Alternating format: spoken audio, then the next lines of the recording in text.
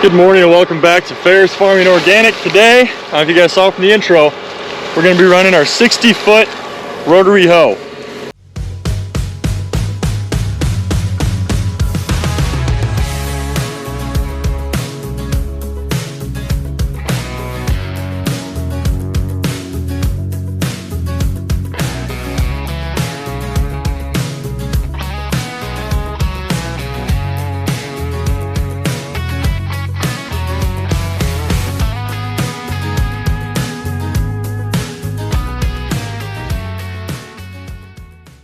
And right now, cleaning up all this junk, because folding it up and unfolding it with all that in is definitely not good for it.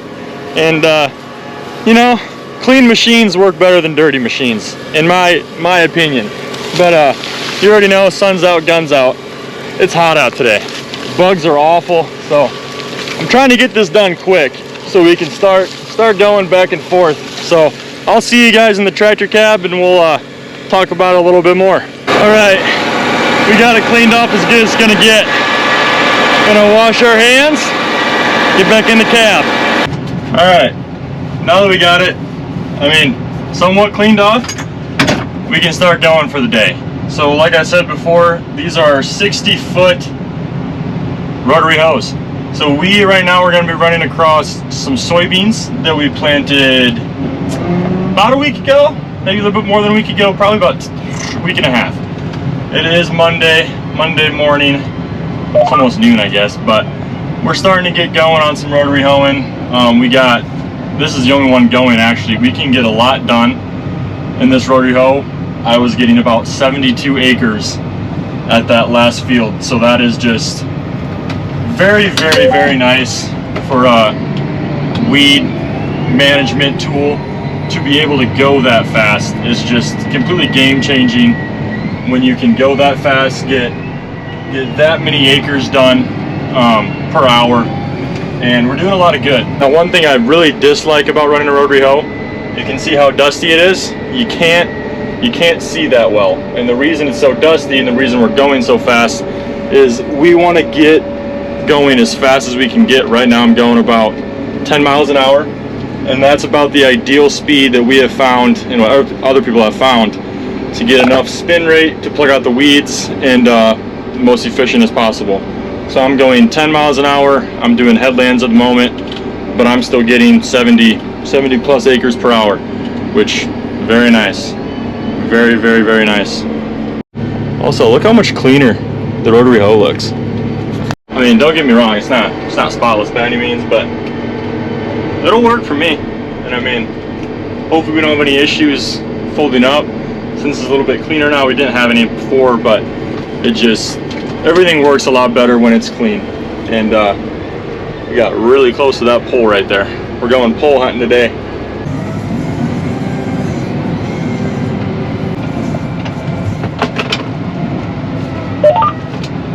So another thing I am doing when I say finish a pass, I'll use the 3-point hitch, obviously, since these are 3-point mounted, lift it up, but I also bring up the wings a little bit. Since this is a 60-foot rotary hoe, it is a rather heavy piece of equipment, so it will drag if you don't give it a little bit of extra height on the ends to kind of lift it up so it doesn't drag on the end rows, obviously. So that's one thing I do. And then going across the field, I put all the wings and stuff in float, so it has constant pressure on it. But that's what I was told on how to run it. This is the first time I've ran it this year, so I'm still kind of getting back in the swing of things. But hopefully we can talk a little bit about this piece of machine. Hopefully we can talk a little bit about it. I'm going to talk a little bit later on of why we use these in our crop rotation for weed management. I'm just all over the place today.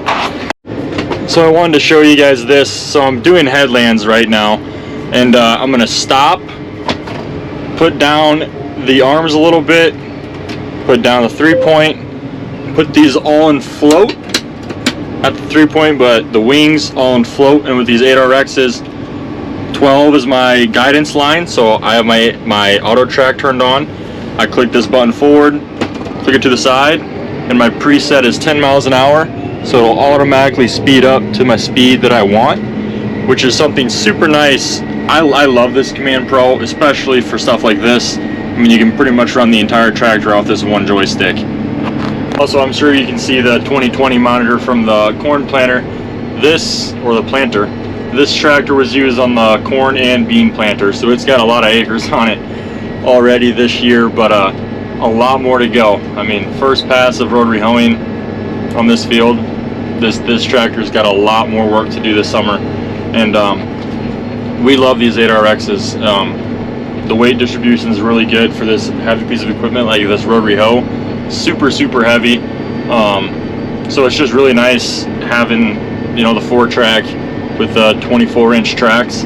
Just works really good for what we want to use it for, and yeah, awesome tractor. And I mean, it does have a fridge and cooled and massage seats, so that's also very nice. Now I'm gonna hop out and show you guys what the work we're doing looks like and what we're going for. I'm also gonna do a little walk around of the rotary hoe, because I know we haven't done a video on our channel. There are guys that have, obviously, but I'm gonna show you guys what ours look like. But first I'm gonna show you the weeds we're taking out and kind of the work we're doing. So this field is actually, I mean, relatively clean, but if you dig down, you can see a lot of white hairs coming up, a lot of weeds. This isn't really a weedy part, did that on purpose. But anyway, there is quite a decent amount of green weeds coming through in the row, in the middle of the row and all that. So this is what it looks like before, and here's what it looks like after. You can see nice and tilled up, all the weeds being brought to the surface. That's what we're looking for. Now the rotary hoe. This is a Zoske, S-O-S-K-E rotary hoe. It's a 60-foot rotary hoe. We love using these on our farm. Very nice, very fast weed control tool that we use. I do have a couple complaints about running these. And I think I mentioned already, it's super dusty when you run them, but also you pick up trash so much. I mean, all these bearings, twine, wire, everything you can think of gets caught in those bearings. So it's a lot of maintenance on these. You really got to keep an eye out. Usually, as much as you can, get out with a knife and just kind of cut off all that stuff. You got to use the pliers.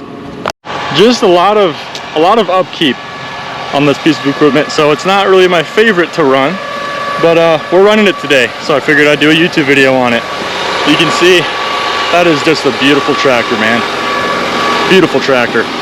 But anyway, that's what the work looks like. That's what the machine looks like.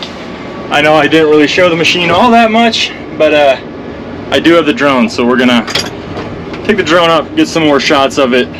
I figured that looks a lot better than camera angled anyway, but it is what it is.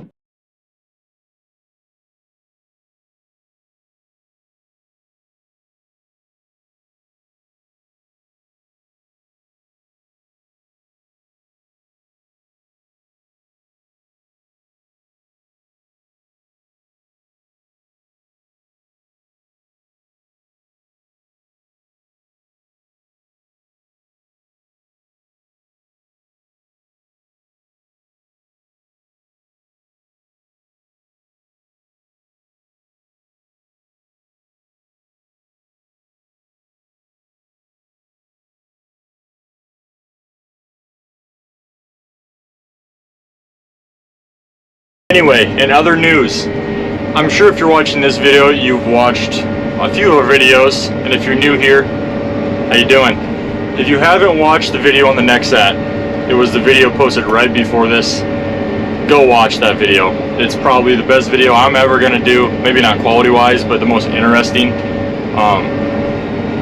Probably a once-in-a-lifetime or once-in-a-long-time opportunity to film that machine, get a ride in it, speak to the operators, meet a bunch of people. I mean, it was just an awesome experience this past weekend, getting to see that in person, running one of our fields. So highly recommend go watching it. Slight plug for one of our videos, but if you haven't watched it, go stop this video right now and go watch that video instead.